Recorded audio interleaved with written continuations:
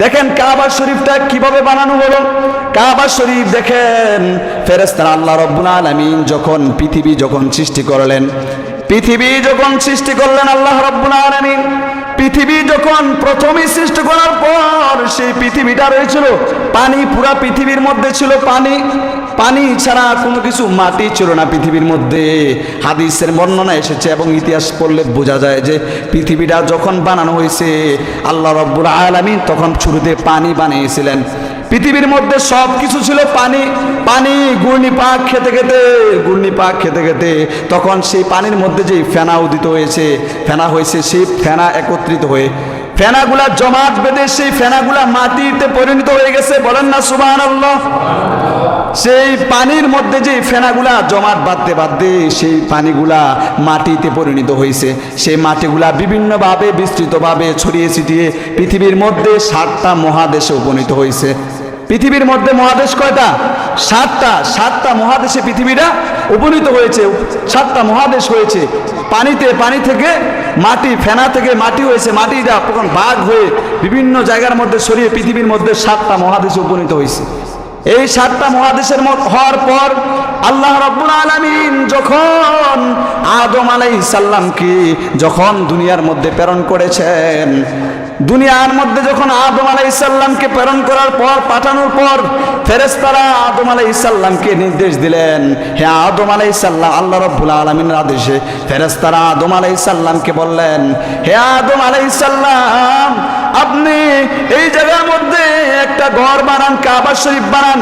এই জায়গার মধ্যে আমরা ফেরেশতারা পুনরায় আপনি দুনিয়ার মধ্যে, আপনি এই পৃথিবীর মধ্যে আগমনের পূর্বেই আমরা আল্লাহ রাব্বুল আলামিনের নির্দেশে, আল্লাহ রাব্বুল আলামিনের নির্দেশে আমরা এই জায়গার মধ্যে কাবা শরীফ বানিয়েছিলাম, ইবাদতের খানা বানিয়েছিলাম। আপনি আল্লাহ রাব্বুল আলামিনের হুকুমে আমরা ফেরেশতারা আপনার কাছে বলি যে আপনি এই জায়গার মধ্যে এই মাটি দ্বারা, বিভিন্ন বস্তু দ্বারা আপনি এই জায়গার মধ্যে কাবা শরীফ একটা নির্মাণ করেন, ইবাদতখানা নির্মাণ করেন, কাবা শরীফ নির্মাণ করেন। তখন আদম আলাইহিস সালাম সেই জায়গার মধ্যে, এই যে মক্কা নগরীর মধ্যে কাবা শরীফ নির্মাণ করেন। আদম আলাইহিস সালাম শুরুতে কাবা শরীফ শুরুতে ফেরেশতারা বানিয়েছিল, তারপর আদম আলাইহিস সালাম নির্মাণ করেছেন শুরুতে। তখন ওই যে দেখেন যে কাবা শরীফটা কোথায় অবস্থিত, মক্কা নগরীর মধ্যে। শুধু এখানেই শেষ নয়, হাদিসের পড়লে বোঝা যায় হাদিসের মধ্যে যে আল্লাহ রাসূল সাল্লাল্লাহু আলাইহি সাল্লাম যখন মেরাজের রজনীতে যান, মেরাজের রজনীতে আসমানের মধ্যে যখন ভ্রমণে যান, আসমানের মধ্যে এমন একটা জায়গা রয়েছে যেই জায়গাটার নাম বাইতুল মামুর। সেই জায়গাটার নাম বাইতুল মামুর। একটা এই যে কাবা শরীফের মতো আসমানের মধ্যে একটা জায়গা রয়েছে বাইতুল মামুর। সেই বাইতুল মামুরটা হচ্ছে কাবা শরীফের বরাবর। হাদিসের বর্ণনায় পাওয়া যায় কাবা শরীফের সোজাসুজি বরাবর আসমানের মধ্যে সেই বাইতুল মামুর রয়েছে।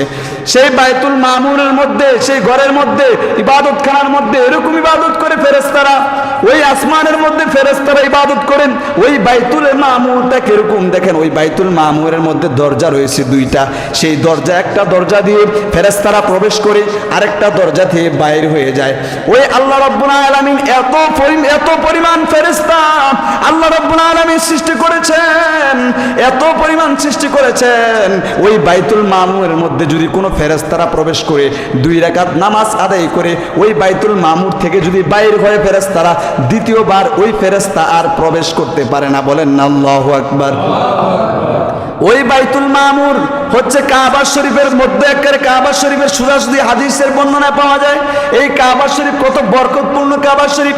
এই কাবা শরীফ যখন আদম আলাইহিস সালাম এই নির্মাণ করার পর যখন এই ইবাদত বন্দেগী ওই জায়গার মধ্যে করতো, এই কাবা শরীফের ওই জায়গায়, তখন যখন এই কাবা শরীফ দ্বিতীয়বারে যে নূহ আলাইহিস সালাম একজন নবী ছিলেন, ওই নূহ আলাইহিস সালামের নবী, ওই নূহ আলাইহিস সালাম নবী, তিনি যখন দুনিয়ার মধ্যে তিনি যখন এসেছিলেন, তিনি যখন সেই আল্লাহ রাব্বুল আলামিনের পক্ষে দাওয়াত দিতেন, মানুষজন ওই নূহ আলাইহিস সালামের দাওয়াত গ্রহণ করে না।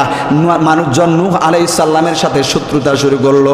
তখন আল্লাহ রাব্বুল আলামিনের নির্দেশে ওই নূহ আলাইহিস সালামকে একটা নৌকা নৌকা বানানোর আদেশ দিয়েছেন যে নূহ আলাইহিস সালাম আপনি একটা নৌকা বানান, এই নৌকার মধ্যে আপনাকে যারা বিশ্বাস করবে, আমি আল্লাহ রাব্বুল আলামিনকে যারা বিশ্বাস করবে ওই তারা যেন এই নৌকার মধ্যে আরোহণ করে।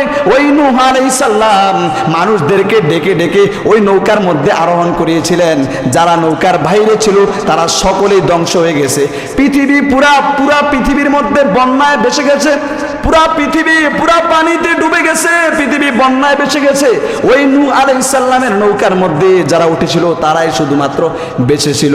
ওই তাদের থেকে তারা যখন ওই যে বন্যা যখন শেষ হয়, মানুষজন যখন ওই নৌকা থেকে নেমে মানুষজন বিভিন্ন জায়গায় ছড়িয়ে ছিটিয়ে যায়, ওই নূহ আলাইহিস সালাম থেকে আমাদের গোটা পৃথিবীর মধ্যে যত মানুষ রয়েছে ওই নূহ আলাইহিস সালামের বংশধর